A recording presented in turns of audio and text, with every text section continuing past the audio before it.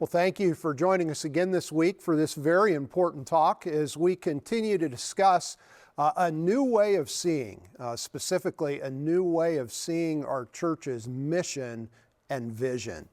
Last week we talked about the prophet Isaiah's vision of God and of the seeming need for the era of prosperity and stability marked by Uzziah's reign to pass in order for Isaiah to see God more fully and to see his mission more clearly. And we compared that to the ending of an era in our own church's experience, the ending of an era of seeing our mission through the lens of attraction and the beginning of an era of seeing our mission through the lens of awareness. Now, if you weren't able to join us for last week's sermon, it's very important that you hear last week's talk in order to fully understand where we're headed as a church. So please watch or listen to last weekend's talk in one of the many ways it's available to you. And you'll recall, if you did hear last weekend's message, that last week we talked largely theoretically and idealistically. Today, we want to talk about how we're going to take what we described last week and put it into practice. So, if our mission is to eliminate the awareness barrier by enabling people to see Jesus Christ through the church's response to the needs around us, and if we're committed to further eliminate this barrier by providing a pathway to Jesus Christ through spiritual practices and spiritual traditions, and if we're going to try to do all of this specifically in the region of the Route 6 corridor, then what does our work as a church look like going forward? What exactly are we going to do? And just by way of review, remember, we talked about this new way of seeing, of recognizing that first, we want to make Christ seen by meeting the needs of people around us. And then we want to provide a pathway to Christ through the spiritual practices and traditions that we engage in. We showed these both as a new pair of glasses by which we are looking at our region.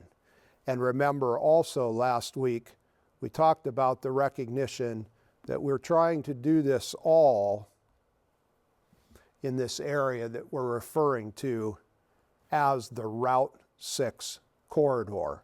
This area extending roughly from Union City in the east to Albion in the west, with Edinburgh right in the center. How are we going to make Christ seen?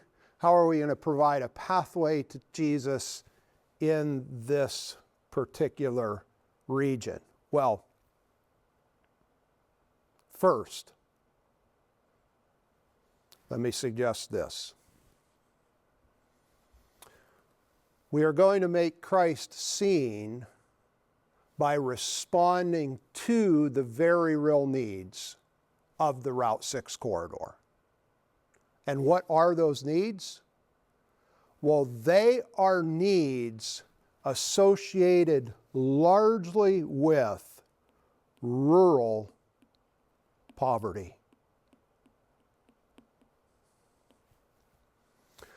This reality marks this region that we are trying to serve.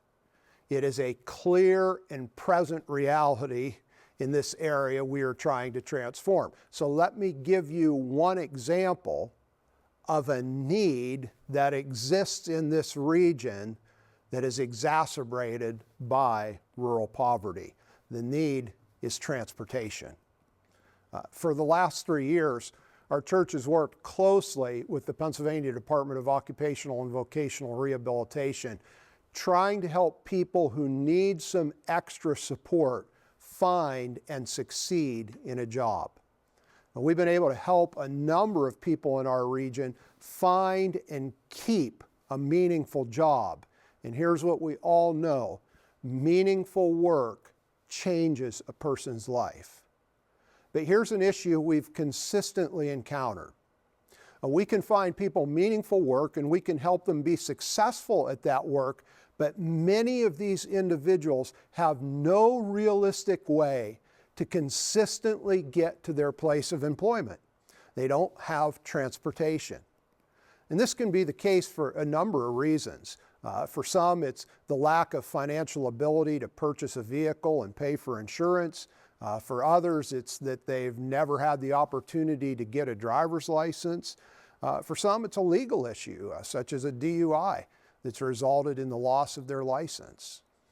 Whatever the cause, the issue is the same. People don't have transportation, and therefore they can't get to work. Now think about how this need is made even more critical in a rural setting. If you live in a city and don't have transportation, usually public transportation exists to help you to get to work or to vital needs like healthcare or grocery shopping. But if you live in a place like Mill Village and you don't have a car, how do you get to a job that's located in, say, Fairview? And this lack of transportation, it doesn't just affect people's ability to get jobs. It affects people's ability to access things like healthcare, school activities, and even groceries. If you live in Franklin Township and you don't have a car, how do you get to the pediatrician's office in Erie? How do you get to Walmart in Edinboro? How do you get to church? And this is, of course, nothing to say of the elderly in our region who may no longer be able to drive, but still need access to vital services.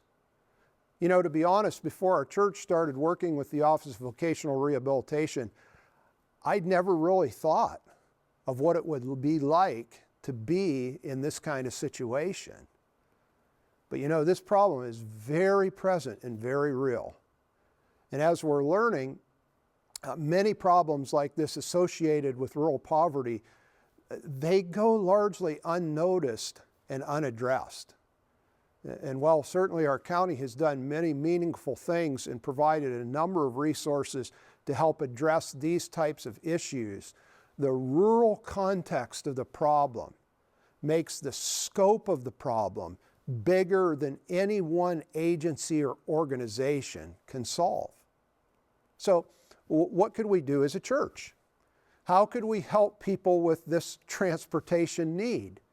Because it seems that if Jesus would care about people being able to get a job or go to the doctor's office or the grocery store, he would find a way to meet that need. So how can we help meet this need? Well, you've already begun to answer the question. You know, on Erie Gives Day, you responded with such overwhelming generosity that our church was able to acquire not just one, but 2 brand new vehicles to help provide transportation for people in the Route 6 corridor. Here's a picture of them. Now, right now, these vehicles sit in our parking lot most of the week. But what if these vehicles had drivers, a fleet of drivers, loving, caring, Christ-following drivers who didn't want to just provide people with a ride, but wanted to show the love, the concern, the friendship of Jesus?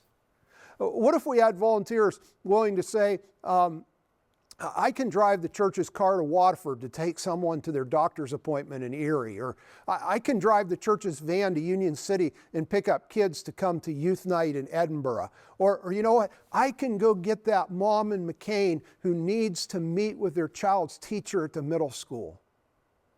And what if these drivers truly saw their work as missional, not just providing a ride, but revealing the person of Christ. That, my friends, would enable Jesus Christ to be seen. That would transform a region. Now let's talk about another need in this region. Let's talk about the need for space for people to gather. You know, it'll surprise you to know that again, in our more rural setting, there's not an abundance of facilities or spaces available for groups of people to gather. Whether such gatherings are family reunions or band concerts, weddings or school groups, community functions or funeral dinners. You know, both our Union City and Edinburgh buildings can do all of those things, can accommodate all kinds of community gatherings in spaces that are welcoming and accessible and with volunteers who are hospitable and generous. And you know, opening our facilities to our community, it's like opening the doors of our homes, displaying the kindness and the welcome of Jesus Christ. This is why we regularly and enthusiastically make both of our Edinburgh and Union City buildings available to our community. It's because we realize there is a need for the type of spaces we have, and because welcoming people into our buildings with kindness and generosity, it reveals Jesus Christ to our region. To continue to do this, we need to keep our facilities in good order. They're a resource our community needs.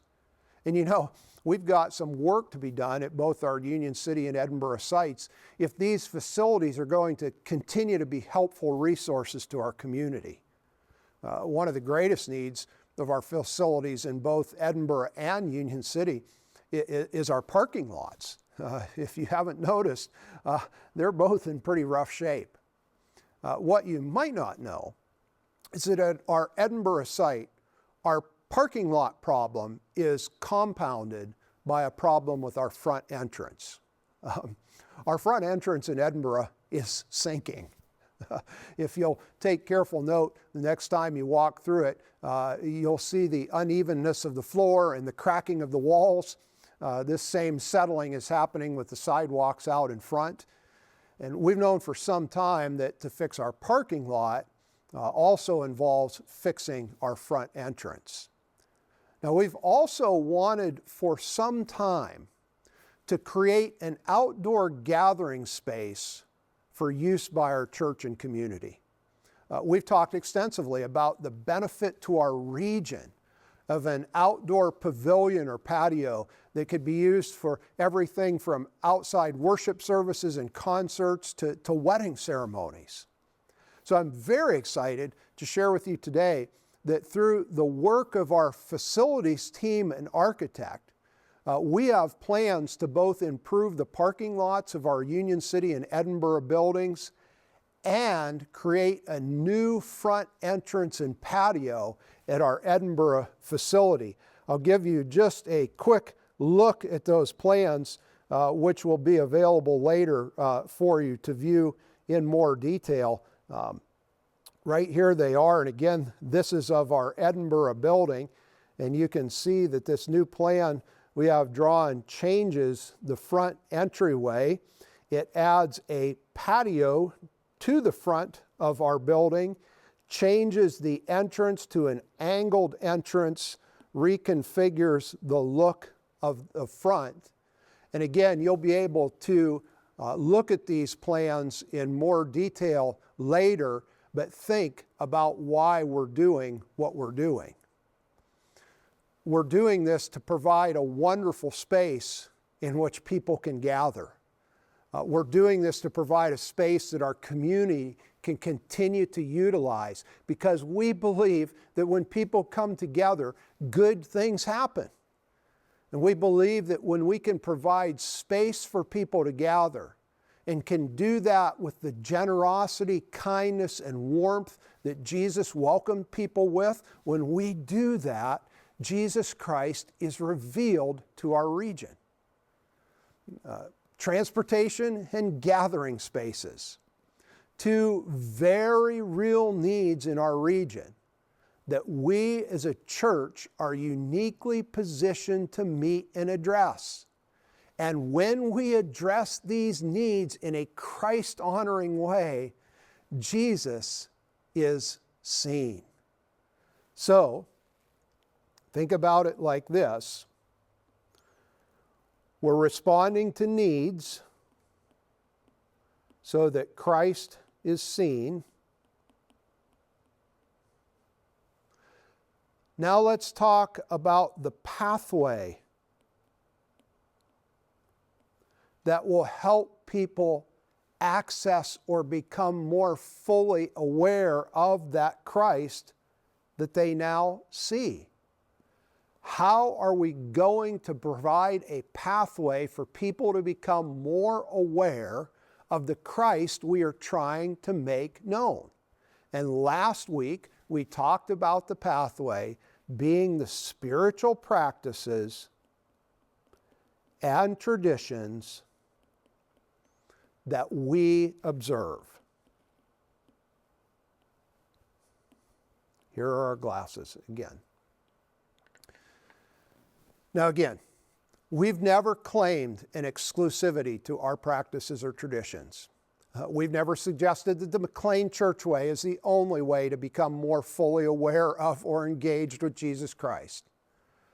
Our way is just a way, but it's a way that many of us have found works. So how are we going to continue to promote that way? Well, the first thing we're going to do is we're going to continue to pour our energy and resources into our weekend worship services. We believe that in our region, our regular worship gatherings on Sunday evenings and Saturday evenings and Sunday mornings are still one of the most helpful spiritual practices that we can offer to our community. And we've carefully considered this over the past 5 years, even being bold enough to question if the season of effectiveness of weekend worship services was over. And after an abundance of thinking, soul searching, and trying to listen to the Holy Spirit, it is our conclusion that at this point in time, the most consistent and intentional practice we can provide to our region to help people engage with Jesus Christ is the weekend worship services that we offer on Saturday evenings and Sunday mornings. Each week, we're committed to providing meaningful, well thought through, relevantly planned services that help us become more aware of the Christ that surrounds us, and that help remind us of the fullness of life found in following Him.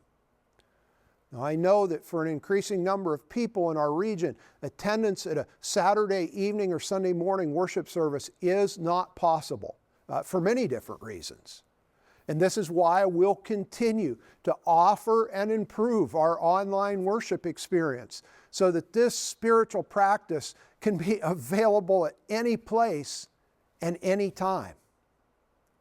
Now that said, if you're unable to regularly attend a weekend worship gathering, either in person or online, I would encourage you to think about two things. First, I would have an honest conversation with myself and my family about priorities. What is truly important to you? And what will create the truest, most sustainable benefit to you and your family? That honest conversation will sometimes reveal that priorities presented to us by popular culture are not always the best priorities. And secondly, I would challenge myself to think both and instead of either or. Instead of a choice of one thing or the other, I would try to think about how I could do both. So for example, if your child's participation on a travel sports team is going to prevent you from regularly coming to a worship service on Sunday morning or Saturday night, and you really believe that this choice is the right choice of priorities for you and your family, then create a new way to include regular worship in your family's week. Our church provides so many resources to enable you to do that. So if you're unable to attend a weekend service, why not say to your family, you know what, when we get home from traveling every Sunday, we're going to sit down in the evening at our kitchen table and participate in McLean Church Online regularly and consistently. We're going to do this religiously because regular engagement in worship is an important spiritual practice for us to maintain awareness of the spiritual reality in which we live and the Christ whom we serve. It doesn't have to be either or. In this creative and so well-resourced environment in which we live, consider a both-and approach. Weekend worship services are one of the primary ways we are going to continue to provide a pathway of awareness to Jesus Christ. So again, look at what we're proposing to do here. We're going to go into our community like Jesus went into his, meeting the very real needs of the people we encounter. And we're going to offer our community a pathway of spiritual practices and traditions that help us all become more fully aware of and engaged with Jesus Christ. Through this combined approach of meeting needs and providing a spiritual pathway, we believe we will be doing what God is calling us to do in this new era in which we find ourselves. So, how can you be involved in making all of this a reality? Well, first, show up, whether in person or online. Participate and serve. It's we who form the hands and feet of Jesus Christ. And particularly for this newly emerging transportation ministry, we're going to need a host of volunteers who are available almost around the clock to respond to the transportation needs of our region with the love and kindness of Jesus. If this is something you could give an occasional afternoon or evening to, or even be on call perhaps one day of the week, let us know. Fill out the form that's available online at our website or through our church app, and volunteer to help us make Jesus Christ known. But do you know the other way you can be involved? In fact, at this point in time, truthfully, it is the most important way you can be involved in helping us carry out our mission in this region. It is to contribute financially. I shared recently that our giving over the past 5 years has decreased almost 40%. Attendance is again on the increase, but giving has been slow to follow. And here's the reality. Without a significant change in the giving of our congregation, we will not be successful in our mission to this region. So my hope would be that many of us would do some serious soul searching this week and say, if I am committed to this congregation and committed to the transforming work that this church is trying to do in this region, then I need to show that with a substantial and consistent financial contribution. The way of Jesus Christ is the way of being a contributor, not a consumer. Now, back to Isaiah, where this series of 2 talks began last week. A change of era, the death of Uzziah, brought a new vision and a new call for Isaiah. Isaiah responds to God's call with the familiar and oft-quoted, "Here am I, send me." Listen to how God responds to Isaiah's reply. He said, "Go and tell this people, be ever hearing but never understanding. Be ever seeing but never perceiving. Make the heart of this people callous. Make their ears dull and close their eyes. Otherwise they might see with their eyes, hear with their ears, understand with their hearts, and turn and be healed." Then I said, "For how long, Lord?" And he answered, "Until the cities lie ruined and without inhabitant, until the houses are left deserted and the fields ruined and ravaged, until the Lord has sent everyone far away and the land is utterly forsaken.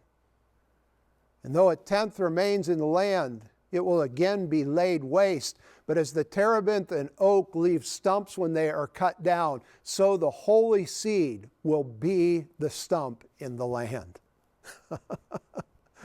What a reply! Not very encouraging, right? Go do this, Isaiah, but you're not going to see many visible results. But know you are going to be making a difference. You are going to be doing the work God has called you to do. And a seed will be planted in the land, even if its growth is not immediately seen. So as we move forward at this point of time, know that our work will make a difference. It may not make the news headlines, and the results might not always be tangibly visible, but this region will be transformed because of your commitment to and work through this place we call McLean Church.